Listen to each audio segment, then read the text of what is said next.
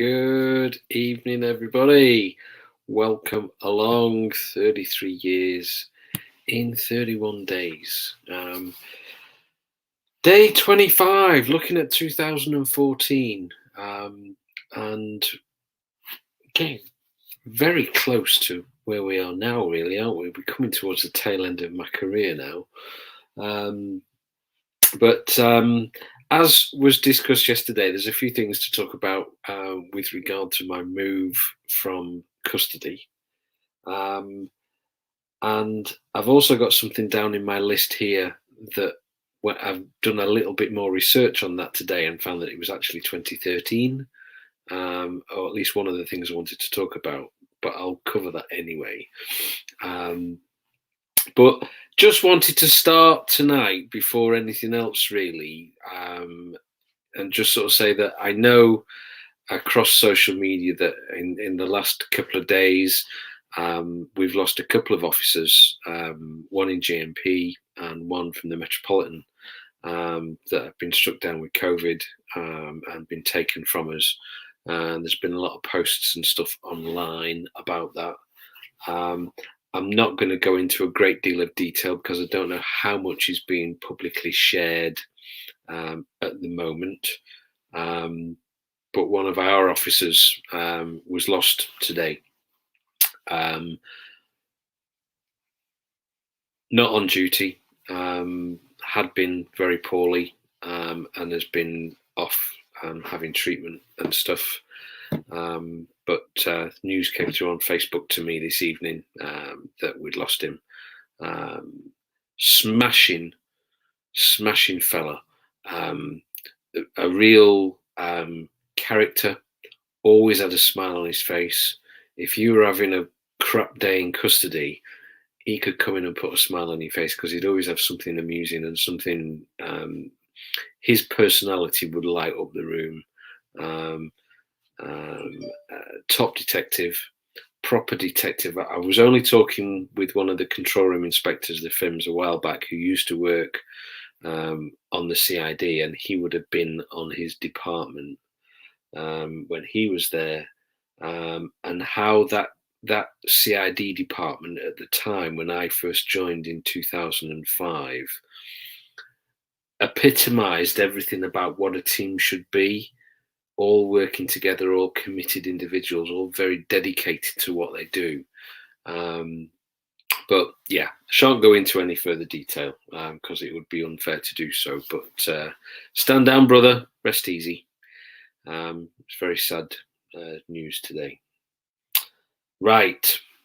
January 2014, as we discussed yesterday, my move from the custody suite at Middlewich comes about, and it comes about as we discussed yesterday because I perfectly fitted the criteria for the people who were going to formulate, who were going to, they created a formula, and then it appeared that I was at the top of the list.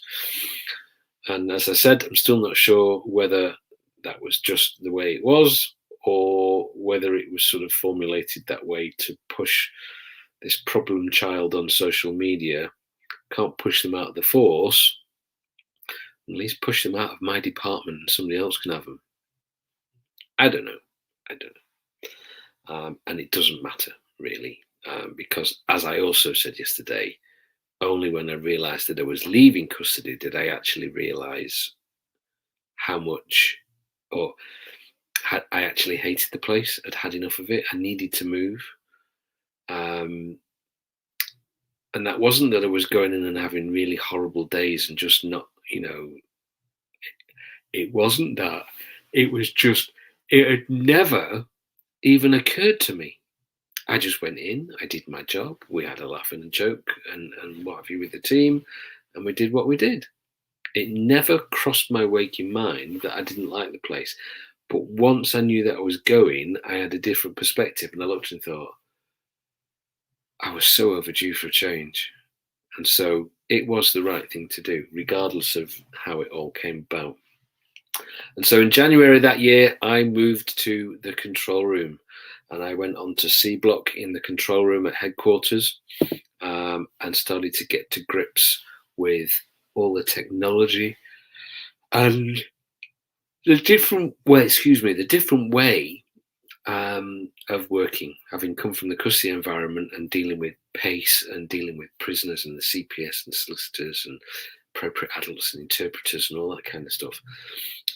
I now went into a role where I was not supervising the cops on the street because they've got their own sergeants out there for that, but overseeing all the incidents coming in, saying what we will and what we won't deploy to, and acting as the gatekeeper, and just overseeing the whole deployment thing and making sure that the cops are staying safe and that we go into the right stuff, and the stuff that will have to wait is put into the will have to wait box.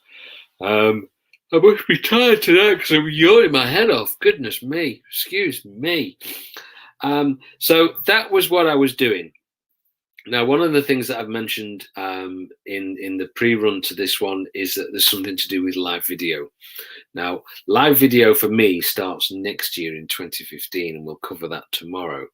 But I had got down for 2015 one name that I associate immediately with live video, and that is Kerry Blakeman.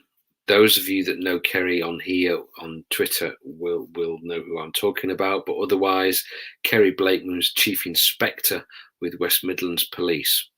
And I've got my dates wrong. It wasn't 2014, it was 2013 when I first met Kerry Blakeman. And I met him, and here's the thing, because I was identified by force, but still anonymous to everybody else. And I went for the first time and showed my face publicly as the custody sergeant at what was called the Blue Light Camp. And that was a 2-day event, and it was held in GMEX in Greater Manchester, in Manchester City Centre, the GMEX Exhibition Centre. And I won't go into great detail about Blue Light Camp, but it was a great event. It was the first event of that sort that I went to. It was my first step into the conference, although Blue Light Camp is an unconference, but my first step into that networking, socializing, getting together, sharing ideas sort of concept that grew and grew and grew then from that point onwards within my social career, if you like. But Kerry Blakeman was there, and Kerry Blakeman did a presentation, because one of the things that he ran a session. What they do is that they create people throw a whole load of ideas in about what they want to talk about, and they put them all up on a board and get them all together, and then they go, well, that could go with that, and that could go with that, and then they break out into different rooms, and whoever was leading one of the topics would talk, and you could go in and listen to what they're saying and contribute and learn, and if it wasn't for you, the rule of 2 feet applies. Get up, walk out, and go somewhere else where you can add value or where you are going to learn something. Interesting concept, and it worked quite well, to be honest. I enjoyed it. But one of the sessions was led by this gentleman called Kerry Blakeman, and he was a chief inspector from West Midlands Police, and he showed some video footage on the wall of something that he'd done, and it was live video down in the West Midlands. And it was basically, if I remember correctly, it was a video that was dispelling a whole load of myths about something that had been happening in the Birmingham area, and they were out with video showing that wasn't the case at all. And he was using a platform. Only ever heard of it then, never really heard of it since. I don't even know if it still exists. I bet it doesn't. But the platform was called Bamboozer. And he was running live video on this platform called Bamboozer. And I was like, wow, that's amazing. He was blazing a trail with live video for the cops long before Periscope appeared and long before I got to grips with it at all. And as I've said many times, he's the grandfather of police live video. We call him Grandad, and he gets a bit uptight about that. if he watches this, he'll send me a DM now saying, "You call me granddad again, Juice and Smith." But anyway, Kerry was there in 2013 at the Blue Light Camp in Manchester. And in 2014, Kerry features again. We became contacts through social and what have you. But Kerry and the West Midlands Police at that time had a brilliant corporate comms director, brilliant corporate comms director, and a superb team of people working on the social side that I had the privilege of going to meet at one point. And that was an odd event where I'm sat in West Midlands sort of ACPO. Well, no, I'm not in the ACPO office. I'm in the corporate comms office, but the ACPO office is sort of next door. And the deputy chief constable and then the chief constable, or the ACC and the deputy chief constable, one after the other, come through going, "Somebody told me the custody sergeant's here. Where is he? Where is he? And what, got to meet him." It was like being a celebrity. It was very peculiar. But anyway, they were massively involved with social media. They were really out in front, streets ahead of everybody else, and really getting to grips with it. And Kerry was so involved with that, and he was aware of a conference that takes place in the United States at least once a year, sometimes twice. He was aware of this conference, and between him and the conference organisers, he managed to persuade them to come to the UK. And that was Laurie Stevens and the SMiLE conference, Social Media in Law Enforcement. The SMiLE conference came to Birmingham, and West Midlands Police hosted it. Kerry was massively involved with the organisation and helping to pull it all together. Kerry won. There's an annual awards thing at the event called Connected Cops, connected through social, digitally connected cops. He won an award at that event, as did Michael Brown, mental health cop, who are both West Midlands officers. Kerry has since retired. Michael is still working for West Midlands. But the SMiLE conference was held at Birmingham. I managed to secure permission to go, which was quite an achievement.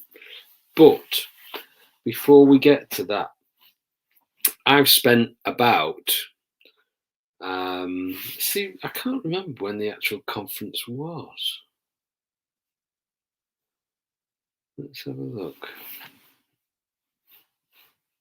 Just type something in here. SMiLE conference. There it is.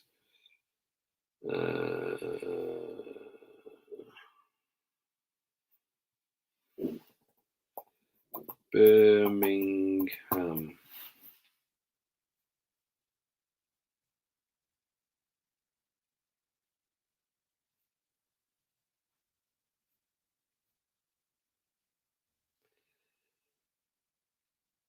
Yeah, Birmingham. It doesn't say the date. I assume it was towards the end of the year. Although I do remember the helicopter came and landed and it was quite warm, so it might have been summer, late summer. But whatever happened, I went into the control room and was working in the control room for a while. And then I got contacted and asked that the person in the corporate communications team at Cheshire who manages and oversees for social media was being seconded to a team to build a new website or build a new intranet or both. Can't remember which, but it was doing something about websites and going on a secondment, and it left a gap in the corporate communications team where they needed somebody with social media skills. Now this guy is definitely not a poster, an engager. That's not his skill level with social, but he knows the platforms upside down, inside out, back to front, and he's very clever and very knowledgeable and knows his stuff. Be fair to say that out of the two people who know the most about social media in Cheshire Police are him and me. Different skill sets. I'm engagement and posting and being a little bit creative and innovative and wanting to jump ahead. Let's do new things, try something different. He's very steady, very calm.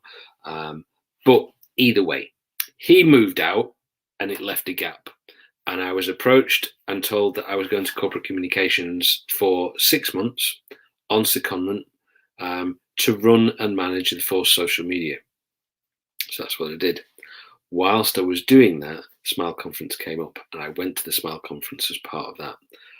Force supported. Wow. Hallelujah. Something that the Force, I don't think the corporate communications lead was too impressed with the fact that she got a bill for me to go to a hotel and got a bill for me to be at this conference. But went to the SMiLE conference, met up with some great people, Laurie Stevens, obviously, but the Coffee Cup, for those who know her, Laurie McCann, a couple of guys from the Royal Canadian Mounted Police who'd come over to talk about stuff that had happened in Moncton and how they'd managed their social media. There's a gentleman called Kyle Roeder from Wisconsin came over. He was another award winner. And a lovely guy that I've met and I've kept in touch with ever since. But lots of stuff going on. Some senior corporate comms people came to this event and some senior officers came to it. And there was a little bit of criticism about the level that it was pitched at and that it taught them nothing. And I think they were a little bit put out by that. But I have to be quite honest and say that I don't think that event has ever been designed to be targeted at people who are already at the top of the game with regard to communications and corporate comms specialists. It was far more targeted at end users, cops, sergeants, and up to chief inspectors, people who are there and want to engage and build relationships with communities and understand what other people are doing. I think some of the stuff that came out of the SMiLE conference that was definitely strategic and definitely something that corporate communication teams could use was so different to what they're already set in their ways with that it's just a bit like, why would I do that? I don't want to do that. I'm not interested in that. Anyway, SMiLE conference was a great boon for police social media because suddenly we were on the map with a huge social media conference for police and law enforcement in Birmingham, in the UK, and we'd got a great advocate in West Midlands Police and Kerry Blakeman for supporting that and pushing it through. So it was a big year for Police Social 2014 because it really started to get things moving. I continued my work on my secondment to the corporate communications team. I think in the end, I was there for about 8 months. And eventually I got called back to the control room in 2015. But there I was. I think I'd probably done 6 months, 8 months in the control room, and then they called me through. It might even have been that I wasn't at corporate comms at the time when I went to the SMiLE conference. This is how good my memory is. Could have been that I was still in the control room when I went to the SMiLE conference, but either way, I went. And it was a great event. They hosted it at Tally Ho in Birmingham. And stayed at a hotel with some fabulous people, met some really lovely people from around the world. And we even, whilst we were there on the last night, some of the guys from the States and Canada wanted to have proper fish and chip shop, chippy tea kind of thing. And so in true social style, we crowdsourced the answer by using social media to find out where the best chippy was. We said, this is where we are, and we need the best chippy. And we got a few suggestions, Even something about orange chips in Birmingham. Don't know what that's about. But we got a taxi, went to this chip shop. We all sat down inside the chip shop. It was a proper sit-down place as well. Sat down, brilliant fish and chips. The guys loved it. And that was a great night, just brilliant. And getting them to experience stuff that happens. And then we all ended up back in the city at some canal side pub, sat outside by the canal drinking Old Peculiar draft. Anyway, that was that. I mentioned before Kyle Roeder from the Eau Claire Police Department in Wisconsin was there. He won an award. There was also then like a charity fundraising silent auction, if you like, for some memorabilia that Kerry Blakeman had managed to get hold of. And one of those was a West Midlands Police custodian helmet. And Kyle wanted this helmet. So we sort of helped and said, well, I don't want it, but here's a tenner. Have that to yours and all the rest of it and so on, and see if you get it. And he didn't get it. Somebody else got it. I can't remember whether it was a draw, but he didn't get it, and he was gutted that he didn't get it. To cut a very long story short, I'd got a custodian helmet from GMP in the loft that had been there since I'd left GMP, and it had never been worn. It was a replacement for one that I'd had, and then I went onto traffic and I used the white hat, so it had never been worn, and so that got boxed up. Sorry, JMP, that got boxed up and got sent to Wisconsin, and I got a box of Wisconsin goodies back in thanks. I've got an Eau Claire PD fleecy beanie hat, and I got a cheesehead hat from the football team, and all sorts of other bits and pieces. But Kyle has remained a friend ever since, and that's lovely. So custody to the control room, SMiLE conference, Kerry Blakeman, Kyle Roeder. Criticism of the event. That's all I've got for 2014. So as I say, the more I talk about it, the more I think that I might still have been in the control room when the SMiLE conference happened. And so how I convinced people to let me go, I can't remember, but I did go, and it was supported by the organisation, which was a nice thing to be able to do, because there's a lot of stuff that comes in the future where they just sat on their hands and wouldn't help. And then I think more towards the end of the year, I was drawn in to work with the corporate comms team, and I worked with the corporate comms team at the end of 2014 and into 2015. I think I was there about 8 months, and I'll talk a little bit more about that tomorrow. But as far as that is it, that's it for tonight. A little bit dull, I think, really, tonight. But Jenny and Pedro from Finland, Ruth, all in here. Thanks for dropping in. Replay viewers, if you come, welcome, and thank you for sticking with it.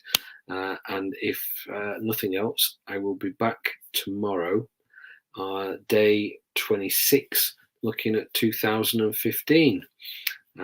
So wherever you are, take care, stay safe, and I will see you tomorrow. Good night.